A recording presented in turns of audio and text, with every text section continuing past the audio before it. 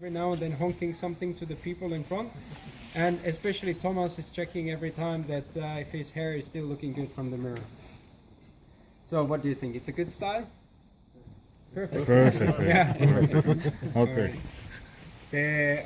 Of course, this is not safe and not the way we want to do it. The second style that we see, it's called the bunny style. So the bunny style is when you go very high up in the car, very close to the steering wheel, and you basically don't have any space to move, and if you were driving a convertible, your head would be the highest point in the car. This is exactly how my mom is driving, not very good, and in case of a crash, the only positive thing is that you're going to get a nice Porsche tattoo on your chest. Alright, so joking aside, what do we have to keep in mind when we are finding out the right seating position? Is that to start with, we want to sit as low as possible. Why do we want to sit as low as possible? Any idea? Any ideas? Center of gravity, of course. What else? Okay, there is one really good Finnish word called perstuntuma. Perstuntuma means that you have literally the feeling in your butt, in your hips, what the car is doing. So the lower you sit in the car, let's take an example. Formula 1 drivers, they sit very low, as close to the ground as possible. Rally drivers, as close to the ground as possible. GT drivers, as close to the ground as possible. Because the lower you sit, the more you feel. And the more you feel, the more in control you are. If you drive a Panamera or a 911 in a way that you sit very high, it doesn't make any sense, right? So always sit as low as possible to start with, for good perstuntuma. Sure.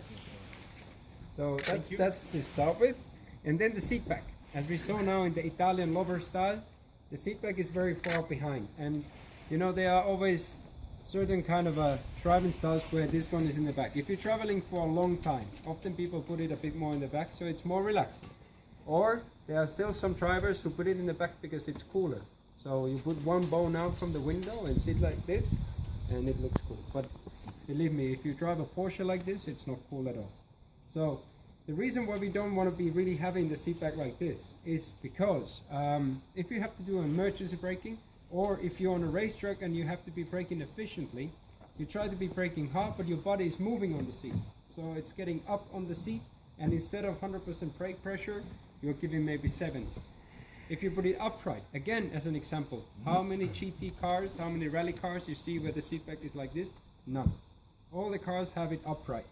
So the reason for this is that if you need to be braking, it's like a wall behind your back, giving you a good support, and you can brake efficiently and brake in a safe way.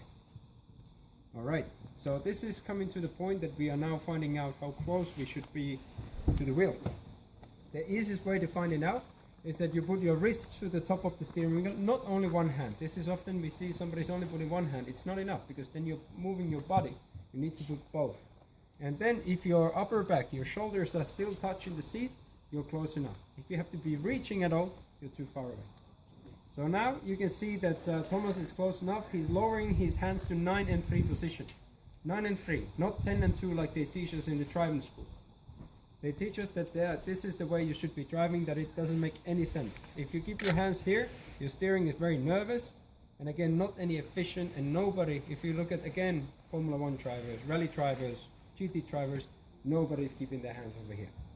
So, when you keep your hands on the 9 and 3 position, you can also see that Porsche has been designing all the wheels in a way that you have all the buttons, all the pedals, everything you need over there. So why would you keep your hands on the 10 and 2 and then change the position of your hand to change gears? Doesn't make sense. So this is the way it should be, and when you see that the hands are here, you get a nice 90-degree angle on the elbows. So this is a perfect example now, because all the tracks in the world, all the racing tracks, you don't have to steer more than 180 degrees maximum. So you can see now that Thomas is doing it 180 degrees. The only thing moving is the hands. He doesn't have to move the body at all.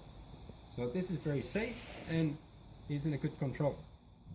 Alright, and the second thing why this bend is really good is because in case of a crash, if your hands, same thing with the legs, if your legs are completely straight and if your hands are completely straight, in case of a crash, all the force of the impact will go through your hand to your shoulders.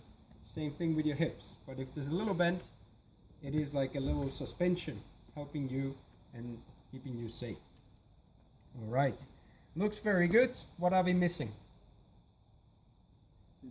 Seatbelt. Very good. This is also something funny we see sometimes in certain countries in the world. They are even cutting the whole belt and putting the hook so that it doesn't beep. And sometimes they put it behind the seat because it's gonna help a lot over there. Obviously this is the cheapest and the best health insurance you can have.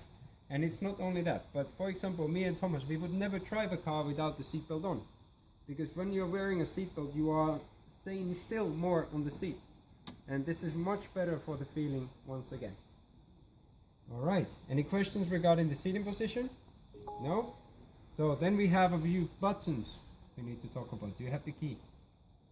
No. No, but I can show it here. Okay. You mean this key? No, we have keyless entry and It's coming now. Oh, okay. Yeah, the key here is we have all the different buttons. We want you to try out the Sport mode, Sport Plus mode, so that you can feel the different characteristics.